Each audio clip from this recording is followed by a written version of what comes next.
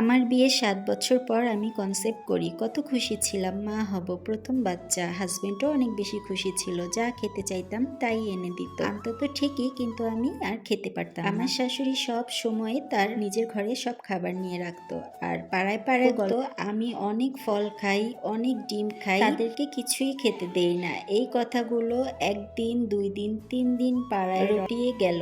তখন থেকে আমার হাজবেন্ড আমার জন্য লুকিয়ে লুকিয়ে খাবার আনতো। দিনে যখনই আমি ঘুমাতাম তখনই আমার শাশুড়ি আমার রুমে আসতো, আর এসে একটার পর একটা জিনিস হাতাতো, আর তার যেটা খাবারের জিনিস পছন্দ হতো সেটা সে হাতে করে নিয়ে চলে যেত। আমি 3 বেলা যতটুকু পেরেছি ভাত আর সবজি খাওয়ার চেষ্টা করেছি, যাতে করে আমার বাচ্চাটা সুস্থ থাকে। ফল কেমন আমার 4 মাস হওয়ার পরে আমি আর সেটা চোখে দেখিনি। আমার শ্বশুর বাড়িতে ঘর ঝাড়ু দেওয়া, উঠান ঝাড়ু দেওয়া, তারপর থালা বাসন ধোয়া, সব কাজগুলোই আমি আমার একা হাতে করেছি। সেই সাথে যখন ধানের সময় এসেছিল তখন ধান মাড়ানো, ধান ভিজানো, ধান উড়ানো, সব কাজেই আমি তাকে সাহায্য করেছি। যখন নতুন ধান ওঠে তখন যে কত কাজ থাকে এটা শুধু যারা গ্রামে থাকে তারাই বুঝতে পারবে। আর এই সকল কাজগুলোই আমি আমার বাবুকে পেটে নিয়ে করেছি। আর এই সময় আমার শরীরটা আস্তে আস্তে অনেক দুর্বল হয়ে যেতে থাকে, আর এই ধানের সময় যেতে না যেতে পেঁয়াজের সময়টা আবার চলে আসে। আর আমার শ্বশুর বাড়িতে একটা না একটা চাষাবাদ হতেই থাকে সবসময়। আর এবার যখন পেঁয়াজের সময় আসে তখন আমার পেটটা অনেকটাই উপরে, তখন আমি ঠিকমতো বসতেও পারি না, দাঁড়াতেও পারি না। তাও যতটুকু পেরেছি আমি কাজ করেছি। তার জন্যই আমার শ্বশুর বাড়িতে অনেকে আমাকে বলতো জমিদারের বাচ্চা, কোনো কাজ পারে না, শুধু খায় আর ঘুমায়। পেঁয়াজের সময় আমার শাশুড়ি আমার 8 মাসের প্রেগনেন্সি অবস্থায় আমাকে রেখে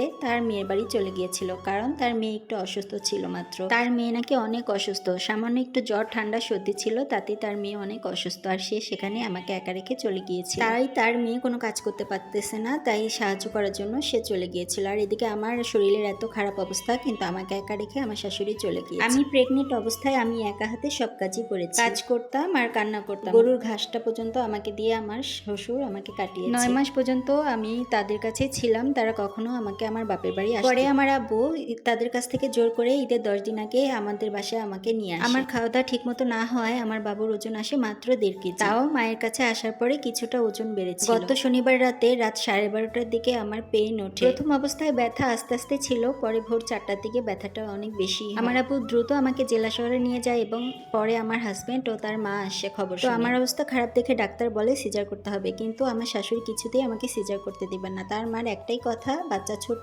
বাচ্চা নর্মালি হবে, সিজার করতে হবে না। আর গার্ডিয়ানের কথা শুনে হাসপাতালের নার্সেরাও আর জোরাজুরি না করে নর্মালি চেষ্টা করতে থাকে। আর এদিকে আমার অবস্থা আস্তে আস্তে খারাপ হতে থাকে। দুপুর 2টার দিকে আমার আব্বু সিজার করতে বললে আমার হাজবেন্ড বলে সিজার করতে হবে না, সিজার করলে ও কোনো কাজ করতে পারবে না, নর্মালি চেষ্টা করেন। আমার অবস্থা এমন হয়ে গিয়েছিল যে আমি আর নাও বাঁচতে পারি। তখনও আমার শাশুড়ি মানুষের সাথে তুলনা করে যে অমুকের নর্মালি হয়েছে, তমুকের নর্মালি হয়েছে, একটু ধৈর্য ধরো, ওরও হবে। ঠিক এমনটা করতে করতে আমার বাবুটা আমার পেটের ভেতরেই টয়লেট করে দেয়। তারপর আমার বাচ্চাটা পেটের মধ্যে মারা যায়। যখন আমার ব্লাড ভাঙা শুরু হয় তখন তাড়াতাড়ি আমাকে ওটিতে নিয়ে যায়, আর ওটিতে নেওয়ার সাথে সাথে আমার সিজার হয়, আর সিজার করে আমার বেবিটা বের করা হয়। তখনও আমি জানি না আমার বাবুটা আর এই দুনিয়াতে। আমাকে বেডে দেওয়ার পর আমার মা যখন আমাকে বলল ধৈর্য ধরো, আল্লাহ তোমাকে বাবু আবারও দেবেন, তখন আমি জানলাম আমার মেয়েটা আর নেই। আমি আমার বাবুটাকে একটা নজরও দেখতে পারলাম না, তার আগেই প্যাকেট করে তাকে বাড়িতে পাঠিয়ে দিয়ে। আজ 5 দিন হলো আমি আমার বাবুটাকে হারিয়েছি। আপুরা আপনারা জানেন না এই বাচ্চাটাকে এই দুনিয়াতে আনার জন্য আমি যে কত কষ্ট করেছি, কত অত্যাচার সহ্য করেছি আমার শ্বশুর বাড়িতে, শুধুমাত্র মা ডাক শুনবো বলে। কিন্তু শেষমেশ